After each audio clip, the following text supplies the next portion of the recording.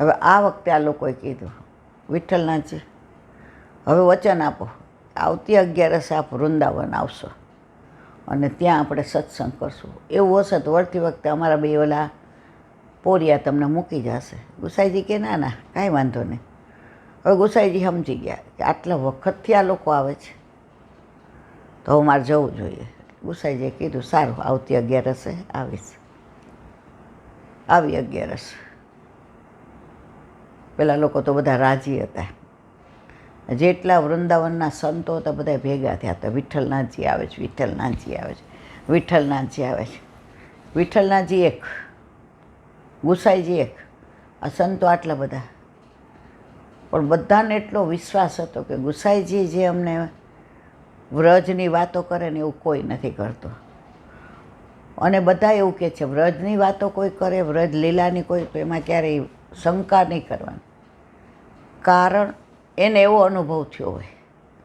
તમને એટલો નથી થતો, તમારા હજી ચર્મચક્ષુ છે, ચર્મ કાન છે, ચર્મ મોઢું છે, ચર્મ પગ છે, ચર્મ હાથ. જ્યાં સુધી એ દિવ્ય ન થાય, ઠાકોરજી કૃપા ના કરે ત્યાં સુધી તમે અત્યારે ગમે એટલું કરો, તમારી ઈચ્છાથી વ્રજમાં ન જવાય. મહારાણીમાં જો અમને બોલાવે, ગિરિરાજ બાવા કૃપા કરે અને વલ્લભ પાસપોર્ટ આપે, 2 દિન નક્કી થઈ જાય. એટલે મનમાં તો એવું થાય છે કે થઈ જાય સારું, પણ હજી ત્રેવડ નથી એટલે એમ થાય જો આપણે તો વલ્લભને વિનંતી કરીએ, પછી બધું એના હાથમાં છે.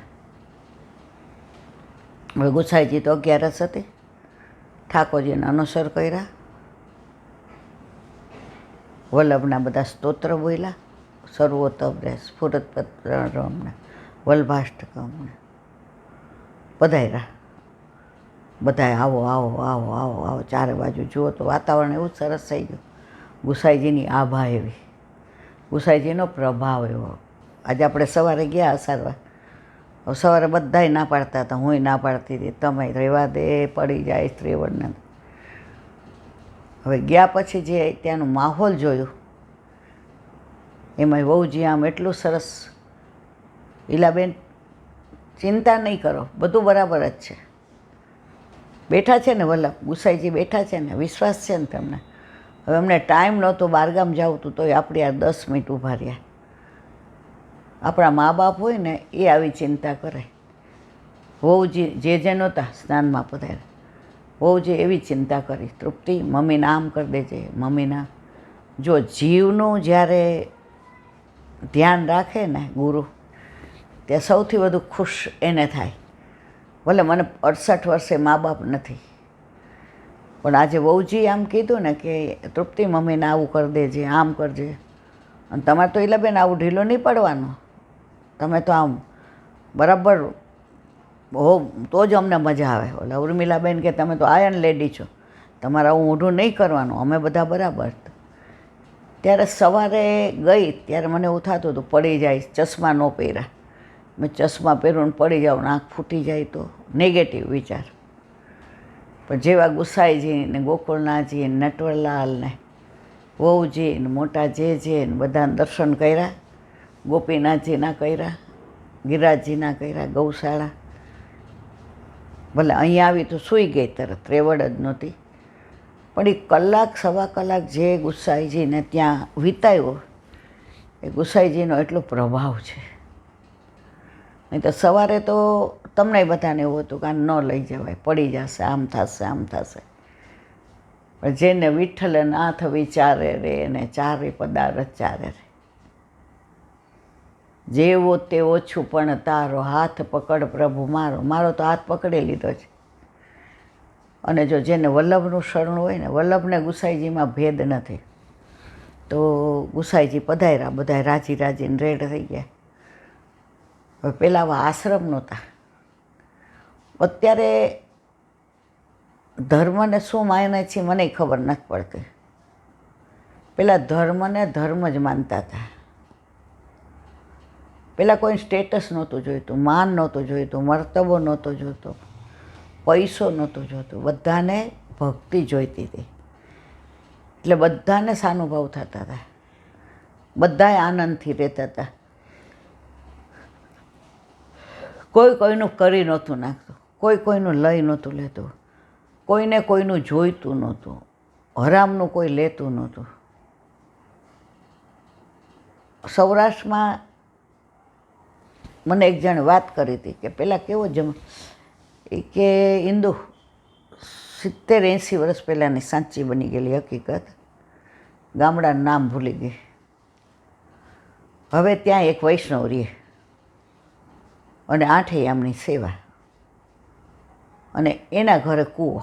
પહેલાં લગભગ કૂવો બધાને ત્યાં, અમે જોઈતા મહારાજની વાસમાં મોટી ટાંકી, તો ત્યાં કૂવો હતો. આટલા બધાને ત્યાં ઠાકોરજી બિરાજે, બધા એમાં ગમે એટલા દુષ્કાળ પડ્યા, અમારા કૂવામાં કોઈથી જળ ખૂટ્યું નહોતું. અને મીઠું કેવું, આજે હું પરણીને આવીને તો ત્યાં ગયું ને ત્યારે મને એમ થાય 2-3 ગ્લાસ પી જાઉં અને 2-3 ગ્લાસ ભેગા લઈ જાઉં, એટલું મીઠું. કારણ કે વલ્લભકુળનું હતું. હવે 8 યામની સેવા અને ઠાકોરજીને એવા લાડ લડાવે. હવે એમને 3 દીકરા અને 2 દીકરી, 5 જણા, 5એયના લગ્ન થઈ ગયા. પછી બા દાદા એકલા થઈ ગયા, કારણ કે છોકરાઓ તો પછી બોમ્બે વયા ગયા. વેકેશનમાં આવે ને કે તમે હાલો બોમ્બે, તો ભાઈ અમારે તો આ ખેતી, આ વાડી, આ વજીપા, આ ગામ, આ અમારા વૈષ્ણવ, તો કે સાજા માંદા થાવ તો તમને કોણ? અમારા ઘરમાં અમારા હાથ પકડવાવાળો છે, અમારે આ ગામ છોડીને ક્યાંય ન જવું. હવે જે મારે કેવું જ પહેલાંને કેવું હતું સાંજ. હવે ઠાકોરજીને એટલા લાડ લડાવે. 75 વર્ષે એ બા હાથે ગાય દોવે અને ગયાવાળું દૂધ ઠાકોરજીને ધરાવે. હવે બેયની તબિયત લથડી, એટલે 2 જણાએ કીધું કે આ મકાન એવા વૈષ્ણવ દઈ દઈએ જેના ઘરે સેવા બિરાજતી હોય. અમે જીવીએ ત્યાં સુધી અમે એ અમારી ટેલ કરે, અમે એની ટેલ કરીએ. હવે અમને લાગતું નથી કે 2-4-6 મહિનાથી અમે વધુ, પહેલાંના માણસોને ખબર પડી જતી હતી. તેને દીકરા બહુ આવ્યા કે હા તમને જેમ ગમે એમ. તો બાજુના ગામમાં એક 8 યામની સેવા કરતું કુટુંબ બિરાજતું હતું. 2 માણસ હતા અને ટ્વિન્સ દીકરી હતી, એ 2 પરણાવી દીધી હતી. હવે આમને કીધું તો એ કે અમારું ગામ અમે છોડીએ નહીં.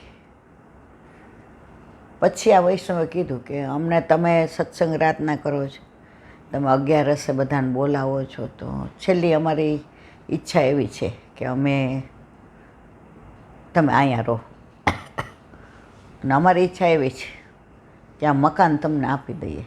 તો કે ના, એ કે અમારે ભલે ખોયડું જ, ખોયડું એટલે શું, ઉપર નળિયા હોય ઓલા સાદા, નીચે ગાર હોય. એ કે અમારે ભલે એક ખોયડું જ છે, પણ અમારું કહેવાય ને એ કે તમે વૈષ્ણવનું માન નહીં રાખો. એટલે આમણે કીધું એક શરતે લઈએ, અમારું એ ખોયડું વેચીએ, જેટલા પૈસા આવે અને અમારા દાગીનાના જમીનના પૈસા એ બધાય તમે લઈ લ્યો, કારણ કે તમારું તો ઓહો મકાન છે. ઓલા લોકો કે કાંઈ નહીં, છેલ્લે જોઈ લેશું, સારું. હવે આના નામે બધું, પહેલાં તો કેવું ઓલા સરપંચ કે હોય એ કરી દે, કાંઈ આમ પેલું હતું નહીં. આના નામે બધું કરી દીધું. હવે એ બા દાદા તો મહિનામાં તો લીલામ પહોંચી ગયા. હવે આ લોકો સૂતક આવ્યું એટલે 16 દિવસ તો બધું ઠાકોરજીને 12 નામ તેમ. પછી એને દીકરાઓ આવ્યા, એ કે માળા પહેરામણી કરવી છે, કરી. પછી કે આ બાજુ ભાઈ એક ભોંયરા જેવું છે ને, એ હરખું કરાવી દઈએ. રાતના ક્યાંક ભોરિંગ એટલે સાપ ભરાઈ જાય તો ગામડામાં સાપની બહુ બીક લાગે, એટલે કે હાલ આવો ખોદીને હરખું કરી દો, એટલે ત્યાં પથરાને બધું નાખી દઈએ. તો કે એવું તો અમને તો આવડે છે, અમે તો ક્યાં ઉંમરવાળા છીએ, અમે તો નાના છીએ. ખોદવા માંડ્યા તો આટલો મોટો સોનાના સિક્કાનો ચરુ મળ્યો. હવે 2 મૂંઝાઈ ગયા, 2 માણસ. એણે ઓલા એના દીકરા અને વહુને બધાને બોલાવ્યા કે ભાઈ આ લઈ લ્યો. એ કે તમને આપી દીધું વેચાતું, હવે તમારું. અને આ કે ના પહેલાંનું હતું તમારું. હવે 1 મહિનો સુધી સરપંચ આવ્યા ને આજુબાજુના ગામવાળા આવ્યા ને 5 વૈષ્ણવ વચમાં પડ્યા, અડધા આમ કે ને આમ કે. પછી જે રહેતા હતા ને જેને વેચ્યું હતું એણે એક વાક્ય સરસ કીધું. એ કે આ ગામમાં હવેલી નથી, આ બધાની હવેલી કરાવી દો. આ મકાન અમારે નથી જોઈતું, અમારી જગ્યા જે આ તમારી છે એમાં હવેલી કરાવો ને આ બધો પૈસો એમાં નાખો. મારે કહેવાના હશે પહેલાં આવું હતું. અને અત્યારે તો ખાલી 1000 રૂપિયા રસ્તામાંથી મળ્યા હોય ને તો એ જોઈ લે, કોઈ આજુબાજુ જોઈ નથી ગયું ને. મારે કહેવાનો આશય એ છે કે આવું સત્ય હતું ને એટલે ઠાકોરજી જતાવતા હતા, વાતો કરતા હતા, માગી માગીને આરોગતા હતા. અત્યારે તો કોનું લઈ લઉં, કોનું લૂંટી લઉં, કોને ઉલ્લુ બનાવવું, એટલે વાત ગુસાઈજીની કરતા હતા. એ ગુસાઈજી પધાર્યા તો વાતાવરણ આખું સરસ સુગંધીમય થયું. આજે કેવું અસરમાં આમાં થોડીક વાર મને એમ થયું કે હવે વહી જાઉં, પાછી ગાડીમાં બેસી જાઉં. પણ જેવી ગુસાઈજીની સામે બેઠી એટલો મને આનંદ આવ્યો. અને એમાંય વહુજી એટલો પ્રેમ કર્યો આજ મને કે મને આમ થઈ ગયું કે વલ્લભ તારા વિના કોણ આવું વિચારે. પછી સત્સંગ ચાલુ થયો એટલે 10 મિનિટ થઈ ને એટલે ત્યાંના જે મેઇન સંત હતા ને, હવે પેલા આશ્રમ નહોતા, આખો મોટો વિરાટ ઓલો પ્લોટ હતો, અંદર કાંટા કાંકરા ને ઝાકરા ને થોડું બધું હરખું કરેલું ને કૂવો હતો. એટલે ચાલુ કરતાં પહેલાં ઓલા મોટા સંતે ગુસાઈજીને કહ્યું, વિઠ્ઠલનાથજી એક વાત કરવાની છે. કે શું? એ કે અહીંયા મોટું આ બંકર છે, અમારે વૃંદાવનમાં સિંહ વાઘ વરુ બહુ આવે છે, એટલે જેવી ત્રાડ સંભળાય ને તો તમને બીક લાગે ને તો અંદર વયા જાજો. ન લાગે આપણને શેની લાગે, આપણે માથે ઠાકોરજી બિરાજે છે ને. ગુસાઈજી હૈસા કે સારું. રાતના 12 વાગ્યા ગુસાઈજીએ વિચાર કર્યો કે હવે સત્સંગને વિરામ આપીએ અને હું ગોકુળ જાઉં. સવાર પાછી મારા ઠાકોરજી નવનીત પ્રિયાજી, જો શ્રીજી બાવા છે ને એ બધાયના છે. એટલે ગુસાઈજી કોઈ દિવસ નવનીત પ્રિયાજીની સેવા પહોંચ્યા વિના નાથ દ્વારા એટલે કે જતીપુરા આવ્યા જ નહોતા. પહેલાં પોતાનું સેવ્ય સ્વરૂપ. ઘણા એમ કે તો નવનીત પ્રિયાજીને ને શ્રીજી બાવાને હારે કેમ નથી રાખતા. એક તો આવવા જવાનો વિરહ, અને બીજું નવનીત પ્રિયાજી છે ભક્તોદ્ધારક છે અને શ્રીજી બાવા છે એ સર્વોદ્ધારક છે. એ બધાયના છે, બધાયના હોય ને એ કોઈના ન હોય. નવનીત પ્રિયાજી આજે આપણા ઘરે આપણા માથે બિરાજતા આપણા ઠાકોરજી, આપણે ઝઘડી શકીએ, આપણે એને વાલે કરી શકીએ. હવે 4 દિવસથી હું સેવામાં પરાણે જાઉં, કીર્તનનો કેટલો શોખ, એકલી કેવા ગાતી હોય, બધા આજુબાજુવાળા રાજી થાય.